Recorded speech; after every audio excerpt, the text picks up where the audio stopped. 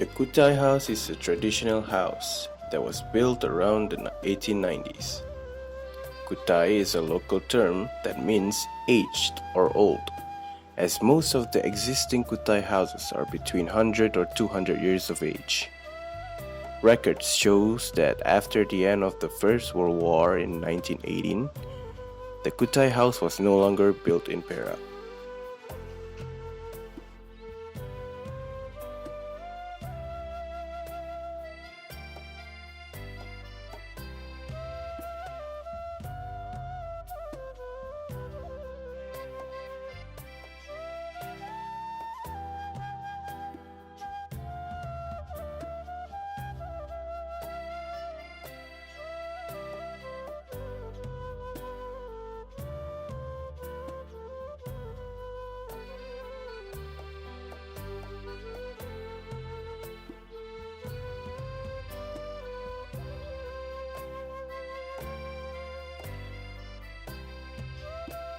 This is a project arriving from the initiative of Tan Sri Raisya team and also the Department of Architecture Kuliah Kuliah niche area, which is heritage studies, you see.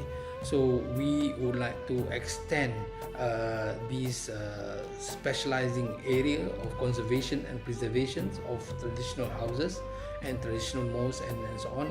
Anything to do with heritage, we are very much concerned about it. The Kutai house is said to have the influence of Aceh and Bugis architecture and can be attributed to the history of the Sultanate of Perak, which had links with the Aceh and Bugis kingdom. Kutai house contains 12 or 16 pillars in its mother house, which consists of a porch, a living room, and others. On the back is a kitchen house separated by a roofless host space. The house has several elements of art structure that are quite attractive, simple, and have their own function.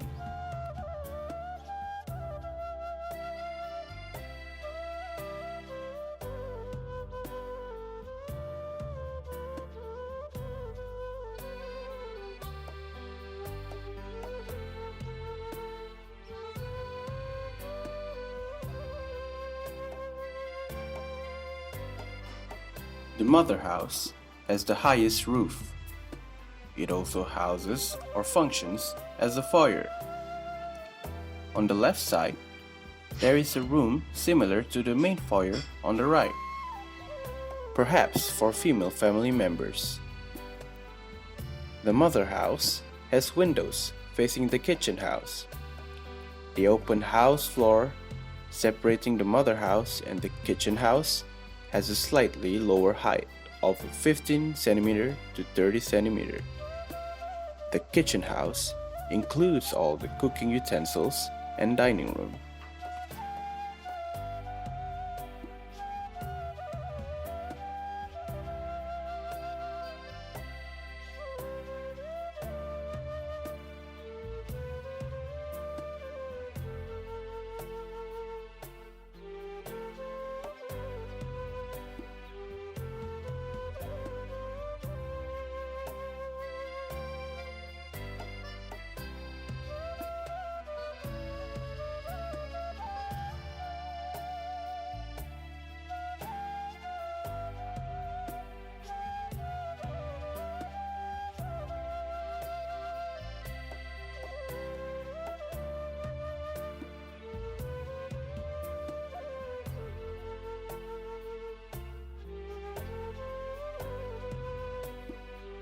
The technical aspect is a challenge, but we need to have a time frame for each aspect to be carried out in a milestone manner, in a progressive manner. For example, we must be able to understand the three aspects of a process. One is the condition over there has to be recorded. Okay. Number two, the transfer from there to here. And then here we must take care of the ground, the final ground where the house is going to be landed. Okay, these are all technical. So that is I would say the experience is definitely different than building up a new building, because we want to capture the essence of the building, making sure that the connections between the columns and the walls are connected as per the one in Perak, you know. So I think that is the technical challenge.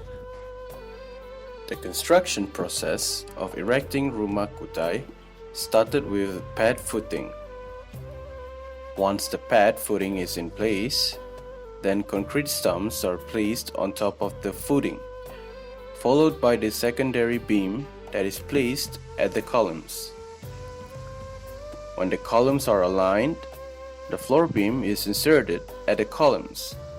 This is to support the loads and the floor itself.